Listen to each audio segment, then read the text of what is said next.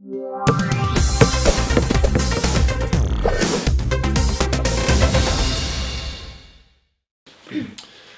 I'm Paul from pdhsports, leading online racket specialist, and today I'm taking a look at a new bag range from Wilson. So this is the new Camo range. It coincides with some new Camo rackets. So really nice, cool looking bag. Love the new Camo. This bag is quite a large backpack. It's got a nice sort of padded back, so the straps are also very well padded. It comes with the racket holder, which you can hold up to 2 rackets. They're also positioned slightly on the side so it doesn't bang on the back of your head, and so they just slot into there. That's separate then to the main large compartment, which opens right up.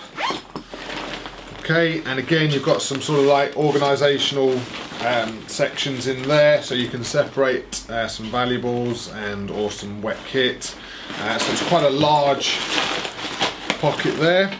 It also has a zip at the bottom, so that if you want to put maybe your shoes, or even if you find you want to sort of separate your kit after you've played, you can put that in the bottom.